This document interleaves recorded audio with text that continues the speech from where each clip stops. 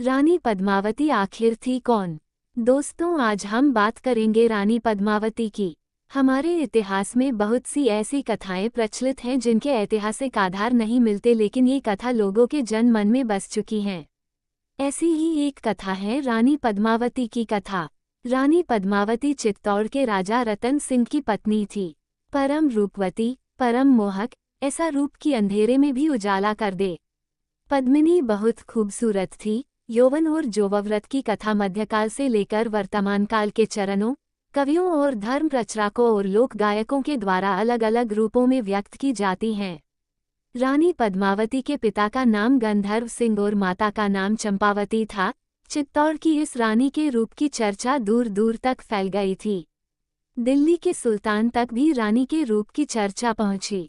13वीं शताब्दी के अंतिम दिन चल रहे था। दिल्ली की गद्दी पर सुल्तान अलाउद्दीन खिलजी का शासन था। रानी की रूप की चर्चा को सुनकर सुल्तान चित्तौड़ पहुंचा और राजा रतन सिंह से निवेदन करने लगा कि वे एक बार अपनी रानी का चेहरा दिखा दे, पर राजा रतन सिंह ने अलाउद्दीन के इस निवेदन को खारिज कर दिया। पर अलाउद्दीन नहीं माना और राजा रतन सिंह से बार बार हठ करने लगा और आखिरकार प्रजा की भलाई को देखते हुए रानी पद्मावती अलाउद्दीन को अपना चेहरा दिखाने के लिए राजी हो गई। पर रानी ने कहा वो पराये मर्द के सामने इस तरह नहीं आएंगी। आखिरकार ये उनकी मर्यादा का सवाल है। रानी सरोवर के बीच अपने महल की सीढ़ियों पर आएगी और सुल्तान कमरे में लगे बड़े बड़े शीशों से उनका प्रतिबिंब देखेंगे। इस तरह राजकुल की मर्यादा भी कायम रहेगी और सुल्तान रानी के दर्शन भी कर पाएगा।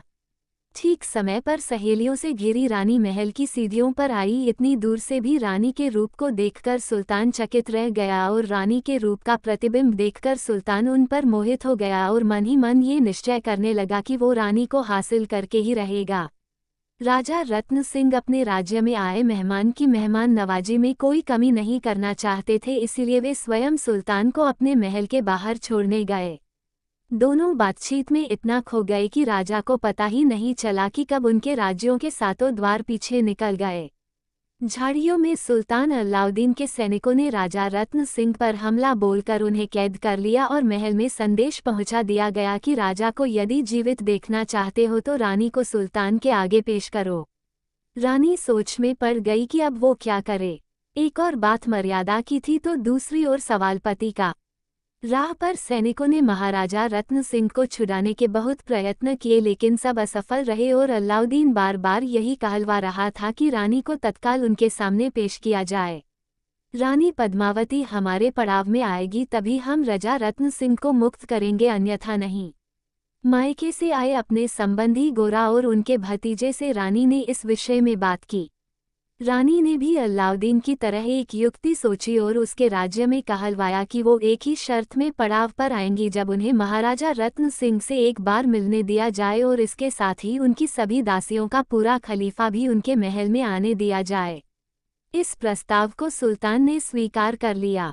योजना अनुसार रानी पद्मावती की पालकी में उनकी जगह उनका खास संबंधी काका गोरा बैठा और दासियों की पालकी में राजपूत बैठे जो सभी शस्त्रों के साथ थे।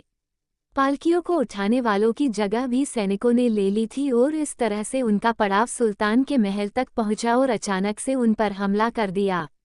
राजपूतों का इस तरह हमला अलाउद्दीन सहन नहीं कर पाया और महल में भगदड़ मच गई और इस भगदड़ में रत्न सिंह अपने राज्य में वापस आने में सक्षम हुए।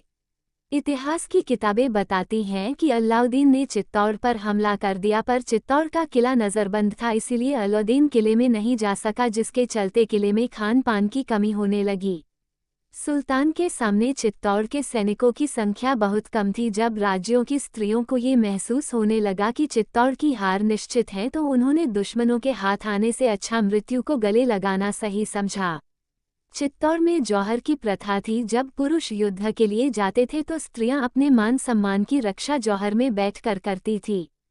जौहर को सजाया गया। 16,000 राजपुताना महिलाएं 16 श्रृंगार करके वीर गाथाएं गाते हुए घर से निकली।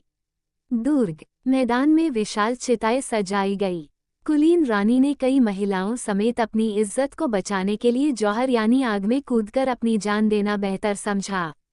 पहली रानी चिता में कूदी और फिर उनके पीछे पीछे सभी महिलाएं भी। इसके बाद युद्ध को जीतता हुआ सुल्तान जब महल में प्रवेश कर रहा था तो उसे केवल सूनी गलियां ही दिखाई दी या जलती दिखाई दी, तो वो थी एक बड़ी चिता। इसके साथ हम सभी को मिला एक पृष्ठ इतिहास का जो महारानी पद्मावती की बलिदान की कहानी कह रहा था। सोचकर ही रूह कांप जाती है कि हमारी देश की वीरांगनाएं इज्जत की खातिर जल गई। 6 महीने और 7 दिन के खूनी संघर्ष और विजय के बाद भी असीम उत्सुकता के साथ खिलजी ने चित्तौड़गढ़ में प्रवेश किया, लेकिन उसे एक भी पुरुष, स्त्री या बालक जीवित न मिले। इससे पता चलता है कि आखिर में विजय किसकी हुई और किसने उसकी अधीनता स्वीकार की। उसके स्वागत के लिए बची थी तो सिर्फ जौहर की प्रज्वलित आग और जगह जगह बिखरी लाशें जिन पर मंडरा रहे थे गिद्धोर कौवे।